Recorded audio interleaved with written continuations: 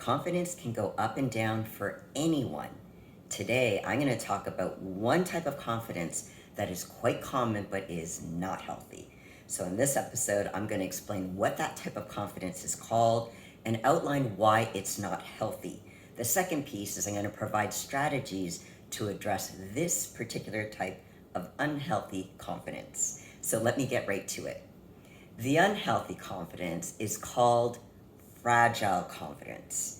So what is fragile confidence, you might ask? Well, it's the tendency to be easily shaken or undermined by setbacks, criticism, or even challenges. It's this lack of self-reassurance and a tendency to doubt yourself, even in situations where your abilities or achievements warrant more confidence. Fragile confidence is characterized by persistent fear of failure, excessive criticism, and a lack of belief in your abilities. So why is this unhealthy? Well, those with fragile confidence often experience self-doubt and have difficulty maintaining a positive belief in their abilities. So for example, an athlete's ability to perform at the highest level is contingent upon factors outside of their control. That would be fragile confidence. Now, this can negatively impact your personal and professional growth, achievement, and overall well-being. So this is not a champion mindset because you're putting the power in forces outside of yourself. So what are some strategies? And I tend to use cognitive behavioral therapy strategies to address this fragile confidence. So one is called cognitive restructuring. So because fragile confidence is often rooted in negative and self-defeating thought patterns, cognitive restructuring involves identifying and challenging these negative thoughts and replacing them with more realistic and balanced ones.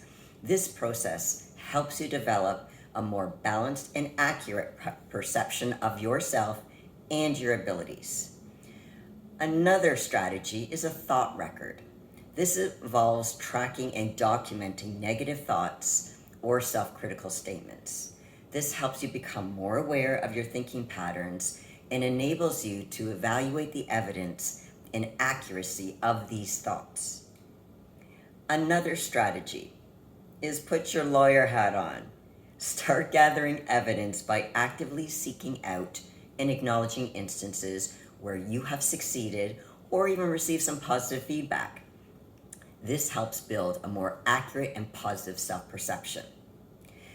Another thing that CBT therapists do is behavioral experiments. Now, all this means is you basically do an experiment with yourself by testing your negative beliefs or assumptions about yourself.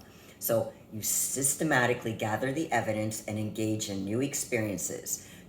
With these new experiences, you can challenge your fragile confidence and develop a more accurate understanding of your capabilities. Another technique we use is gradual exposure. So this involves gradually facing the feared or challenging situations. By doing this, you can help build a sense of mastery, greater confidence, and resilience. Another technique is visualization and imagery. Use guided visualization techniques to imagine yourself successfully solving a challenging situation.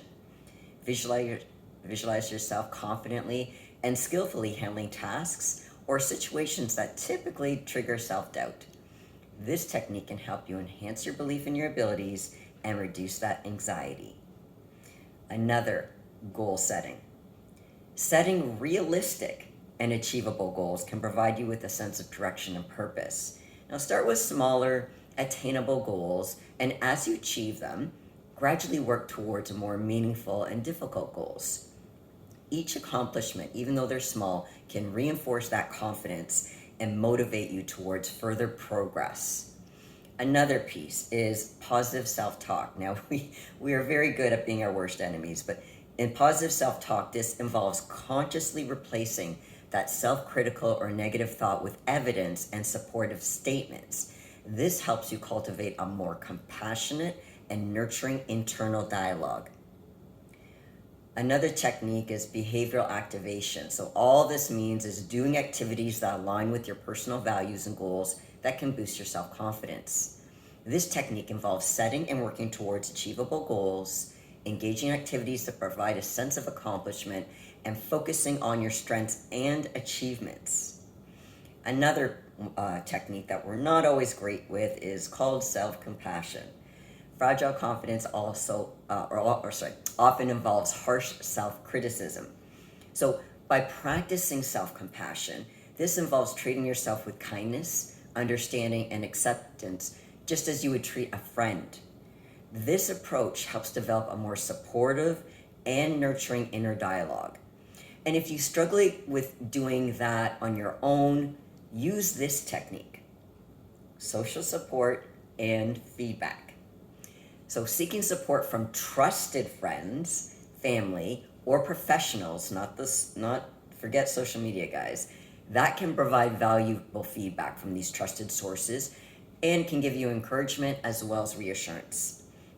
Now, positive social interactions, that can help you develop a more realistic and balanced perspective of yourself and your abilities.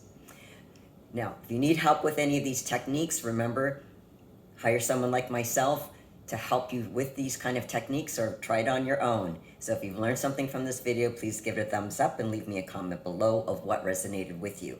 Now, I also have another video I want you to watch. It's called How to Develop a Winning Attitude. And if you've not subscribed to the channel, please do so. If you have any questions or suggestions for future videos, please comment below.